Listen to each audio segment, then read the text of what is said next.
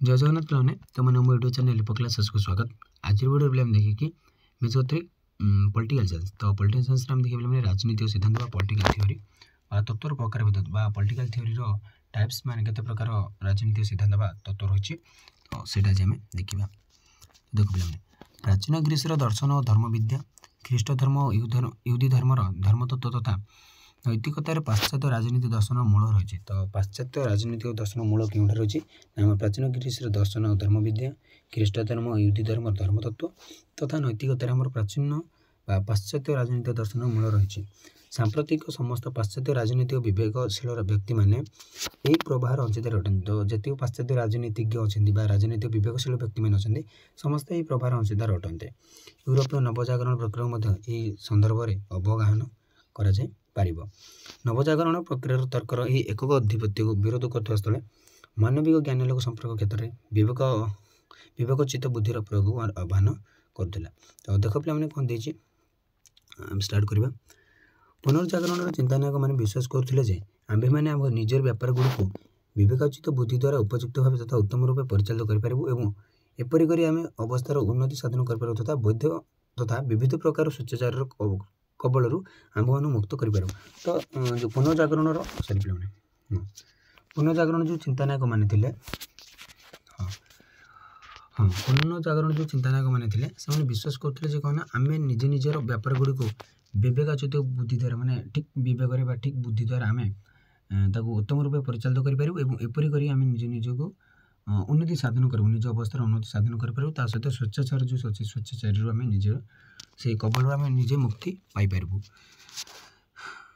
तो जपरी कहते कौन इमानुएल कैंट जपरी कहते ज्ञानालोक हूँ मानविकता को आत्मप्रेरित अपरिपक्वतारू मुक्त करवा अपरिपक्वतारू मुक्त करवा समस्त राजनीतिक तत्व यही लक्ष्य छाया बेस हिं दंडमान कौन कह जो आम इमानुएल कैंट कौन कहते ना ज्ञानालोक हूँ मानविकता को आत्मप्रेरित अपरिपक्वतारू मुक्त करवा। तो ज्ञानालोक कौन ना मानविकतार जो आत्मप्रेरित अपरिपक्वता रही तार मुक्त करवा। तो सेटा कि आम राजनीतिक तत्व लक्ष्य से छाया बेस दंडायमान हो रही। साधारणतः पाश्चात्य सिद्धांत राजनीतिक तत्व को 3टी दृष्टिकोण विचार कर 3टी दृष्टि आम विचार कर जो पाश्चात्य सिद्धांत पाश्चात्य राजनीतिक तत्व रही आम 3टी भाग में विभक्त कर गले। प्रथम है ज्ञानालोक हूँ उदारवादर मुख्य परंपरा। तो ज्ञानालोकटा हूँ आम उदारवादर मुख्य परंपरा ता एपरी एक राजनीतिक चिंतन सृष्टि करी जहाँकि केतेक समस्यार विवेकयुक्त समाधान प्रति आग्रही। तो से जो आम ज्ञानालोकटा एमती गोटे से गोटे चिंतन सृष्टि करें से केतेक समस्यार से विवेकयुक्त माने कौन समाधान प्रति आग्रही होता है। पद्धति आश्रय व्यक्तिवादी मैंने एपरी तत्व गुड़िकर समर्थनीय नियम विकास साधन करने चाहती जहाद्वारा आम्भे मैंने राजनीतिक क्रियावली को काम लगे पारू तथा एगुड़िकर यथार्थ प्रतिपादन करूँ कि अन्य सम्मुखीन हो पारू। माने जो जे जे ऐसे पद्धति आश्रय व्यक्तिवादी मैंने रही पद्धति जे अनुमान करते प्रथम पद्धति जे आग्रह रखती तो से कौन कहते ना पे एपरी तत्वगुड़िक समर्थन नियम विकास साधन करने चाहती जाए जहाद्वारा आम्भे मैंने राजनीतिक क्रियावली को से राजनीतिक क्रियावली को कम लगे पारू। तो राजनीतिक क्रियावली गुड़ कार्य परिणत करेंगे एगुड़िक यथार्थ प्रतिपादन करूँ कि अन्य सम्मुखीन हो पारू। से कौन से चाहिए कि अन्य सम्मुखीन हो पारे देन यथार्थ प्रतिपादन करेंगे। तो ये रोज पे यही प्रकार राजनीतिक तत्व जहाँकि नीति आश्रय तत्व नाम परिचित। तो यही तत्व को आम कह नीति आश्रय तत्व साधारण भाव तार नैतिक दर्शन सहित केते गुड़े साधारण नियम रही। ये तत्वगुड़िक निजक राजनीतिक जीवन परिचालन निमंते मार्गदर्शक भाव विवेचना करते राष्ट्र को समाज जनसमुदाय स्वार्थ दृष्टि निरपेक्ष रहा उचित मनी था। जेहेतु राष्ट्र कार्य होची विभिन्न स्वार्थ मध्य मध्यस्थता करबा एवं से सब मध्य संयोग स्थापन करबा। कौन कहले ना पे जो आम नीति आश्रय तत्व नाम परिचित है जो पूर्वर कहते तत्वटा तो तार अर्थ कौन ना से साधारण भाव नैतिक दर्शन सहित केते गुड़े साधारण नियम रही से केतटा नैतिक दर्शन रही सहित केतटा साधारण नियम रही। ये तत्वगुड़िक निजक राजनीति जीवन परिचालना निमंते मार्गदर्शक भाव विवेचना करते जो तत्वगुड़िक निजक राजनीतिक जीवन जो राजनीति पॉलिटिकल लाइफ परिचालना निमंते से जो परिचालना निमंते से गोटे मार्गदर्शक भाव से विवेचना कर राष्ट्र को समाज जनसमुदाय स्वार्थ दृष्टि निरपेक्ष रहा उचित मनी था। आमर नियम मान जिते भल भाव विरचित हेले ବାସ୍ତବ ଅବସ୍ଥା ମଧ୍ୟ ସହଜସାଧ୍ୟ ଭାବେ ସଦାସର୍ବଦା ପ୍ରୟୋଗ ହୋଇପାରି ନଥାଏ। ଆମର ଯେଉଁ ନିୟମମାନଙ୍କର ଯେତେ ଭଲ ଭାବରେ ବିରଚିତ ହେଲେ ମଧ୍ୟ ଭଲ ଭାବରେ ଲେଖା ହେଇଗଲେ ମଧ୍ୟ ସେ ବାସ୍ତବ ଅବସ୍ଥାକୁ ସହଜସାଧ୍ୟ ଭାବେ ସଦାସର୍ବଦା ପ୍ରୟୋଗ ହୋଇପାରି ନଥାଏ। ଆମେ ମଧ୍ୟ ଏହା ଜାଣିବା ଆବଶ୍ୟକ ଯେ ରାଷ୍ଟ୍ର କ'ଣ ଏବଂ ରାଷ୍ଟ୍ର କିପରି ଏକ ମାର୍ଗ ରୂପେ ବିକାଶ ଲାଭ କରିପାରୁଥିବ। ତ ରାଷ୍ଟ୍ର କ'ଣ ବହୁତ ବଡ଼ ଇମ୍ପୋର୍ଟାଣ୍ଟ ପଏଣ୍ଟ ମାନେ ରାଷ୍ଟ୍ର କ'ଣ ଏବଂ ରାଷ୍ଟ୍ର କିପରି ଗୋଟେ ମାର୍ଗ ରୂପେ ବିକାଶ ଲାଭ କରିପାରୁଥିବ। ତ ସେଇଟା ମଧ୍ୟ ଆମକୁ ଧ୍ୟାନ ଦେବାକୁ ପଡ଼ିବ।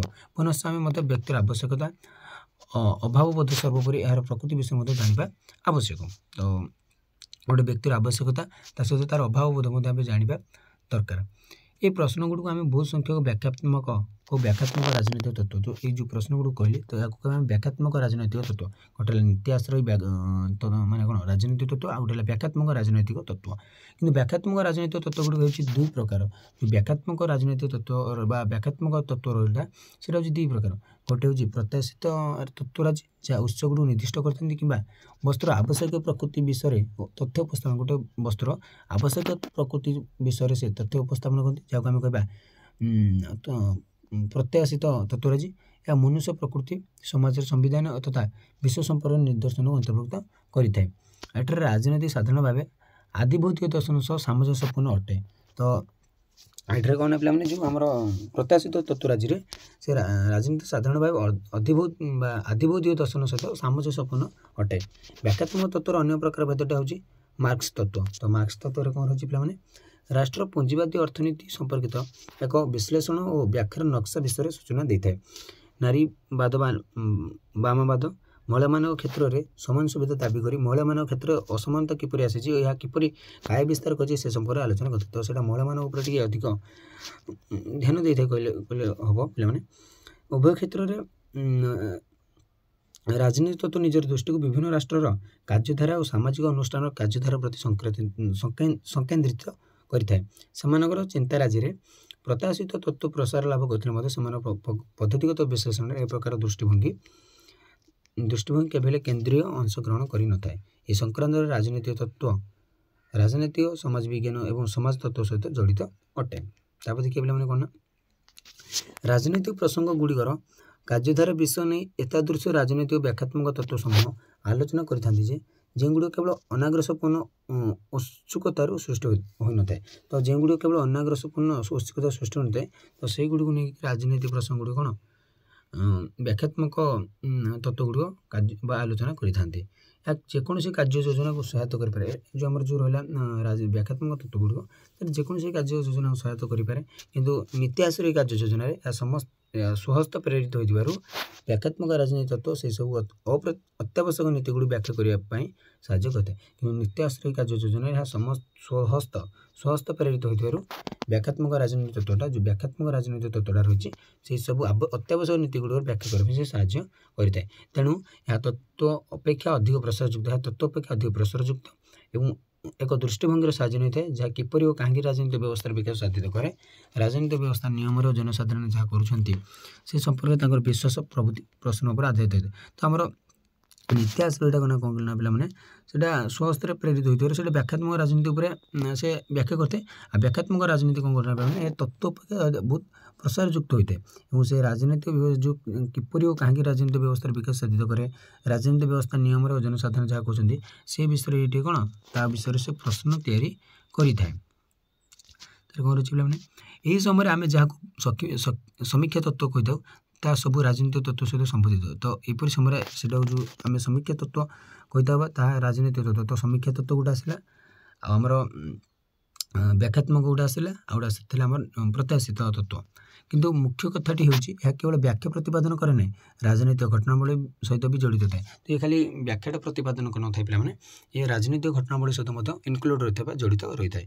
ସମୀକ୍ଷାତ୍ମକ ରାଜନୀତି ତତ୍ତ୍ୱ ପ୍ରସଙ୍ଗଗୁଡ଼ିକୁ ସମୀକ୍ଷା କରିବାର ଏକ ମାର୍ଗ ବିଷୟରେ ଅନୁସନ୍ଧାନ କରିଥାଏ। ସମୀକ୍ଷା ତତ୍ତ୍ୱ ଯେଉଁ ରାଜନୈତିକ ତତ୍ତ୍ୱଟା ରହିଛି ସମୀକ୍ଷାତ୍ମକ, ତ ସେଇଟା ରାଜନୈତିକ ତତ୍ତ୍ୱ ପ୍ରସଙ୍ଗଗୁଡ଼ିକୁ ସେ ସମୀକ୍ଷା କରେ ଏବଂ ସେ ଗୋଟେ ସମୀକ୍ଷା କରିବାରେ ସେ ଗୋଟେ ମାର୍ଗ ବିଷୟରେ ଅନୁସନ୍ଧାନ କରିଥାଏ। ଅର୍ଥାତ୍ ଯେଉଁ ପ୍ରସଙ୍ଗଗୁଡ଼ିକ ଭୁଲ ଅଟନ୍ତି ତାହା ସୁଧାରିବା ପାଇଁ ସେ ତତ୍ଜନିତ କୌଶଳ ସାଧନ କରିଥାନ୍ତି। ତ ଯେଉଁ ପ୍ରସଙ୍ଗଗୁଡ଼ିକ ଭୁଲ ଅଟନ୍ତି ତାର କେମିତି ସମାଧାନ କରିପାରିବା, ତାକୁ କେମିତି ସୁଧାରି ପାରିବା, ତ ତା ପାଇଁ ସେ ତତ୍ଜନିତ କୌଶଳ ସେ ସାଧନ କରିଥାନ୍ତି। ସର୍ବୋପରି ଏହା ସ୍ମରଣ ରଖିବା ଆବଶ୍ୟକ ଯେ ଉଦ୍ୟମର ଏହି ତିନୋଟି କ୍ଷେତ୍ର ପରସ୍ପରଠାରୁ ଅଲଗା ନୁହନ୍ତି। ଯେଉଁ ତିନୋଟି କହିଲେ ପିଲାମାନେ ଏଇଟା ସ୍ମରଣ ରଖିବା ମୁଣ୍ଡରେ ଗୋଟିଏ सेव कर रखा दरकार जे ये तीनोटी क्षेत्र परस्पर ठार अलग नुहति नीति आश्रय तत्व समूह व्याख्यात्मक और समीक्षात्मक महत्व गुड़िकर ग्रहण करते तो यू बुझे पे जो आम राजनीतिक तत्व से तीन प्रकार पे गोटे है नीति आश्रय तत्व समूह गोटे व्याख्यात्मक तत्व समूह और गोटे समीक्षात्मक तत्व समूह कौन से व्याख्यात्मक तत्व निजक नीति आश्रय और समीक्षा विभेद निज वंचित कले केवल शून्य वितरणानुवाद रे परिणत होता तो जदि से निज गोटे व्याख्यात्मक तत्व जदि से अलग कर दिए नीति आश्रय और समीक्षा तो से अलग जदि वंचित होगा जदि मैंने अलग होगा तो तार मूल्य किसी ना गोटे व्यापीयुक्त समीक्षा तत्व कौन से निर्दिष्ट दृष्टिकोण जदि निज समत प्रकाश कले निजर नीति आश्रय आधार स्पष्ट करने उचित निजर युक्ति को समाज गुड़िक कहीं किपर कार्य करते से संबंध में स्पष्ट भाव मत आधारित करने उचित ये समस्त हूँ राजनीति तत्वर अंश समत युड़क जो आम राजनीति तत्व सब अंश तो किए क्या छाड़ी रहीपर ना मूल्यहीन हो सामाजिक परिवर्तन सदा सर्वदा नूतन तथ्य गुड़िक संपर्क स्थापन पर समाज क्षेत्र को प्रवेश करता है अधुनातन समय केते प्रकार समस्या निर्दिष्ट भाव गुरुतर अटंती अर्थनैतिक राजनीतिक और सांस्कृतिक जगतीकरण स्तर में एवं विश्व अस्थिरता सांस्कृतिक विविधीकरण परिचित राजनीतिर प्रसार यंत्रकौशल नूतन प्रकार अग्रगति ये सब वर्णना कहले समाज व्याख्या निमंते अनेक परिमाण तथ्य गुड़िक समीकरण को बुझाई था अधुनातन समय वर्तमान समय केते प्रकार समस्या निर्दिष्ट भाव गुरुतर अटंती अर्थनैतिक राजनैतिक और सांस्कृतिक जगतीकरण स्तर में विश्व अस्थिरता सामाजिक विविधीकरण सांस्कृतिक विविधीकरण परिचित राजनीतिर प्रसार यंत्रकौशल नूतन प्रकार अग्रगति यह सब जो आम वर्णना करवा तो से समाज व्याख्या निमंते अनेक परिमाण से तथ्य गुड़िक समीकरण को बुझाई था एपरिक समस्त प्रकार इतिहास और समस्त राजनीतिक घटनार विषय तर्जमा और निर्णय निमंते और सीमा क्षेत्र बृहत वर्णना करने निजर उद्देश्य रूपे धारण करता है मानविक प्रगति और विवाद समस्त आलोचना दर्शन गुड़िक यार छाया तले समस्त को करने को इच्छा करते कि सार्वजनिक से सीमा क्षेत्र गुड़ बृहत वर्णनार तालिकाभुक्त करते तो ये पे रही आम तीनोटी ये किसी रहा दरकार तो ये भल भी बुझी होनी तापर जाने पे कौन आम राजनीतिक सिद्धांत व तत्व अध्ययन आवश्यकता तो राजनीतिक तत्ववान सिद्धांत को कौन आम पढ़ा तो से विषय में परवर्त समय जाना तो आज क्लास 10 रोचे जय जगन्नाथ।